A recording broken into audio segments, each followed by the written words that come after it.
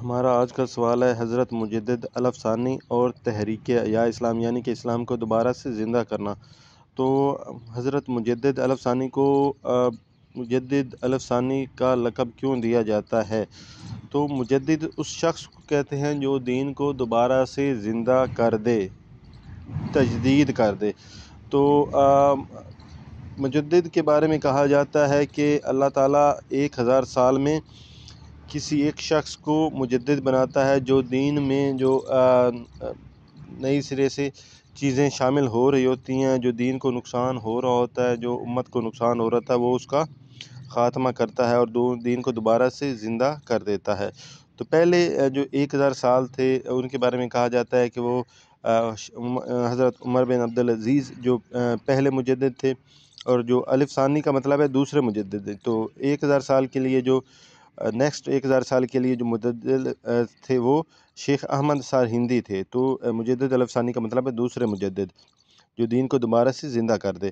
تو شیخ احمد سرہندی کا اصل نام شیخ احمد تھا۔ تو سرہند میں پیدا ہوئے۔ سرہند انڈین پنجاب کا ایک علاقہ ہے جو وہاں پیدا ہوئے، اس وجہ سے سرہندی کا آپ کو سرہندی شیخ احمد سرہندی کہا جاتا ہے۔ تو آپ یہ 1564 میں سرہند کے قصبے میں پیدا ہوئے۔ تو آپ کے والد بھی جو ہے وہ شیخ عبدالاحد بھی ایک عالم دین تھے۔ تو آپ نے خواجہ باقی باللہ سے جو سلسلہ نقشبندیہ کے ایک بزرگ تھے ان کے بات پہ بیعت کی، اور آپ نے اس بک میں لکھا ہوا 1526 میں آپ نے وفات پائی۔ یہ آپ کا جو اصل پیدائش کا وفات کا سن ہے وہ 1524 ہے، اور آپ نے آپ کو سرہند میں ہی خاک سپرد کیا گیا۔ تو آپ کی خدمات کیا تھیں؟ آپ کو خدمات کے حوالے سے یاد رکھا جاتا ہے۔ تو پہلا جو اس کا ہے ٹاپک وہ ہندو جارحیت کا مقابلہ۔ جس دور میں آپ پیدا ہوئے اس وقت مغلوں کی حکومت تھی۔ مغل سلطنت کا جو تیسرا بادشاہ تھا اکبر، وہ ایک طرح سے ہندو نواز بادشاہ تھا۔ اس کے دور میں جو ہندو تھے وہ کافی زیادہ طاقتور پوسٹوں پہ براجمان تھے، اور جو ہے وہ اکبر نے ایک نیا مذہب بھی شروع کیا ہوا تھا۔ تو جو ہندو تھے وہ اپنے مظالم پہ آ گئے تھے، اور مسلمانوں کے لیے بڑا کافی ٹف ٹائم تھا۔ انہوں نے کافی مساجد وغیرہ کو گرا کے اپنے مندر وغیرہ گرانے شروع کر دیے۔ اسی طرح سے جو اکبر نے اپنی جو اہم پوزیشنز تھیں اس پہ وہ ہندوؤں کو لگانا شروع کر دیا، کیونکہ اس نے کچھ ہندو عورتوں سے شادیاں بھی کی ہوئی تھی۔ تو جو مجدد الافسانی نے صورتحال کا مقابلہ کرنے کے لیے عوام کو، علماء کرام کو اور عمرہ میں جو یعنی کہ جن کا اثر و رسوخ تھا اکبر کے دربار میں، ان میں احساس بیداری پیدا کیا کہ آپ جو ہے وہ اسلام پہ آ جائیں، اور جو ہے عوام کے لیے جو کام کریں، اور جو ہندو جارحیت پہ آ گئے ہیں ان کا مقابلہ کریں۔ توحید خالص کا تصور، یہ ہم دیکھتے ہیں کہ اکبر کے دور میں کچھ کوششیں کی گئیں کہ اسلام کو ہندو مت میں جذب کر دیے گئے، کچھ جو ہے وہ بھکتی تحریک چلائی گئی۔ اسی طرح سے یہ کہا گیا کہ رام اور رحیم ایک ہیں۔ تو آپ نے کہا کہ نا، تو آپ نے توحید کی، اسی طرح آپ نے کہا کہ جو رام تھا وہ ایک انسان تھا، وہ جسرت کا بیٹا تھا، سیتا کا خاوند تھا۔ تو رام اور رحیم کیسے ہو سکتے ہیں؟ جو رحمان تھا وہ صدیوں سے ہے اور صدیوں کے بعد بھی رہے گا۔ تو آپ نے اس طرح سے کہا کہ جو رام اور رحیم کبھی ایک نہیں ہو سکتے، بھگوان وغیرہ یہ اللہ تعالیٰ کا متبادل نہیں ہو سکتے۔ تو آپ نے خالص توحید کی دعوت دی کہ اسلام ایک الگ چیز ہے اور جو ہندو مت ہے وہ ایک الگ چیز ہے۔ اکبر کی مذہبی پالیسی، جس طرح میں نے پہلے بتایا کہ اکبر جو ہے وہ ایک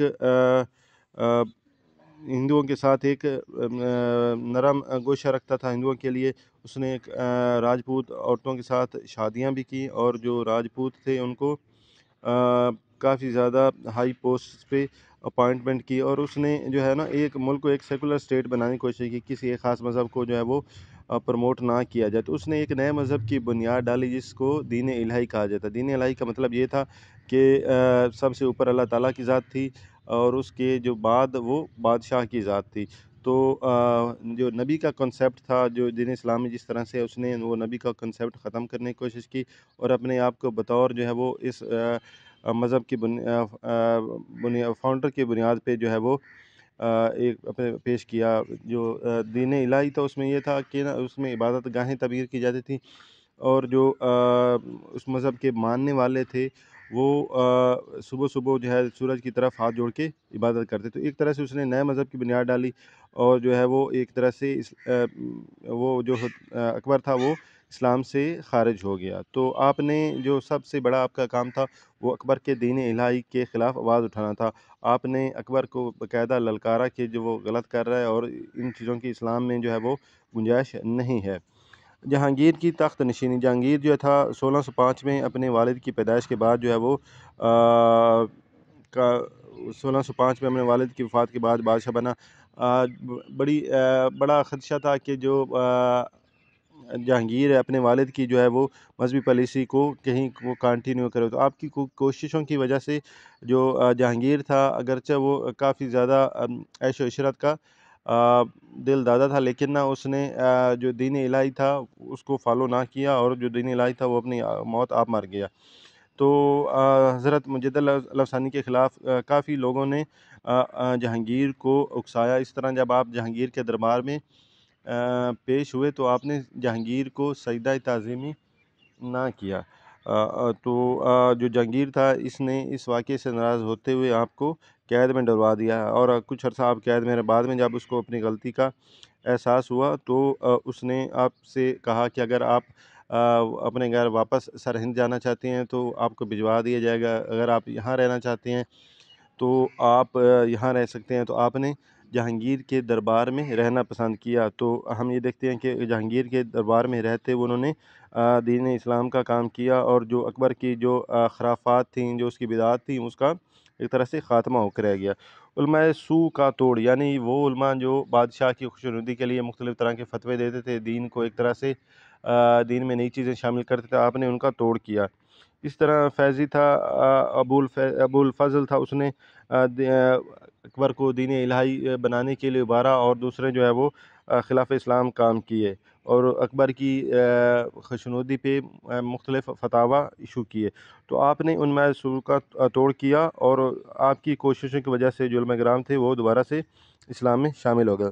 عمرہ کی اصلاح، یعنی کہ جو اکبر کے دور میں اس کے درباری وغیرہ تھے، جو نواب تھے، آپ نے ان لوگوں کو خطوط وغیرہ لکھے کہ جو آپ کی پوسٹوں پہ کام کر رہے ہیں، آپ اسلام کو بھول چکے ہیں، آپ کے پاس جو اختیارات ہیں وہ اللہ تعالیٰ کی امانت ہیں، تو آپ اپنے اختیارات کو جو ہے وہ استعمال کریں، اور جو ہے ہندوؤں کے مشترکہ رسم و رواج سے جو ہے وہ غلط ملت نہ کریں۔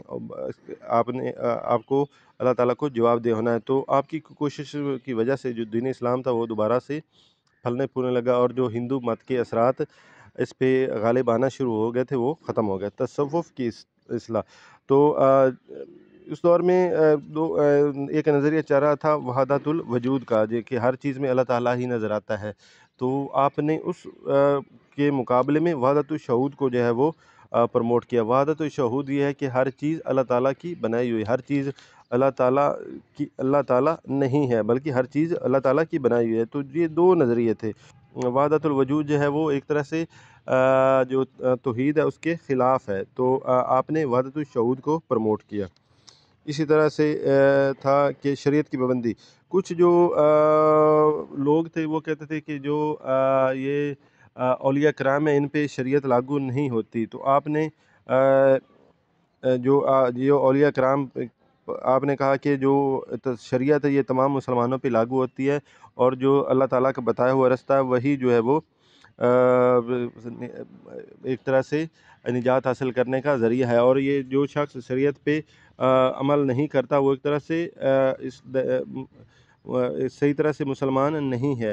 تو آپ نے پہلے کہا کہ جو کسی بھی عالم کو، کسی بھی ولی کو سب سے پہلے تصوف پہ جو ہے وہ تصوف پر چلنے سے پہلے شریعت پر چلنا ہوگا۔ تو اسی طرح سے جو تصوف میں خلاف شریعت کام آ گئے تھے، آپ نے ان کا قلعہ کما کیا۔ بدعات کی ممانعت، مسلمانوں میں کافی زیادہ ہندو مت کے عقائد آ گئے تھے شادی بیاہ وغیرہ کے سلسلے میں، اور یہ جو اس مرنے پہ جو اس رسومات وغیرہ تھی، تو ان جو بدعات تھی آپ نے ان کا خاتمہ کیا۔ دو قومی نظریے کا وجود۔ دو قومی نظریے کے بارے میں سب سے پہلے آپ نے بات کی، آپ نے کہا تھا کہ جو ہے وہ رام اور رحیم کبھی ایک نہیں ہو سکتے۔ آپ کی کوششوں کی وجہ سے جو ہے وہ مسلمان جو ہے ایک الگ ان کا تشخص برقرار رہا اور وہ ہندو مت میں جذب ہونے سے بچ گئے۔ تو آپ کی انہی کوششوں کی وجہ سے جو آپ نے تجدید دین اور احیاء اسلام کی وجہ سے کی، اس لیے وجہ سے آپ کو یہ ٹائٹل ملا مجدد الافسانی کا۔ تو آپ کا سب سے بڑا جو کارنامہ تھا وہ اکبر کے دین الہی کے خلاف آواز اٹھانا تھا۔ کسی بھی عام شخص کے لیے کسی بادشاہ کے خلاف اٹھانا بہت جو ہے وہ مشکل کام ہوتا ہے، اس میں اس کی جان بھی جا سکتی ہے، لیکن آپ نے اپنی جان کی پرواہ کیے بغیر اکبر کے خلاف آواز اٹھائی اور جو ہے اکبر کے دین الہی کو پھیلنے سے روکا، اور اس کی وفات سے پہلے ہی جو دین الہی تھا وہ اپنی موت آپ مر گیا۔ اور اس کے بعد ہم یہ دیکھتے ہیں جہانگیر ہے، اس کے بعد جو اس کے جہانگیر کے بعد کے جانشین جو بھی تھے، انہوں نے جو ہے وہ دین الہی کو فالو نہ کیا، وہ ایک طرح سے پکے سچے مسلمان تھے۔ تو ہمارا یہ تھا آج کا ٹاپک، حضرت مجدد الافسانی یعنی شیخ احمد سرہندی کی دینی خدمات۔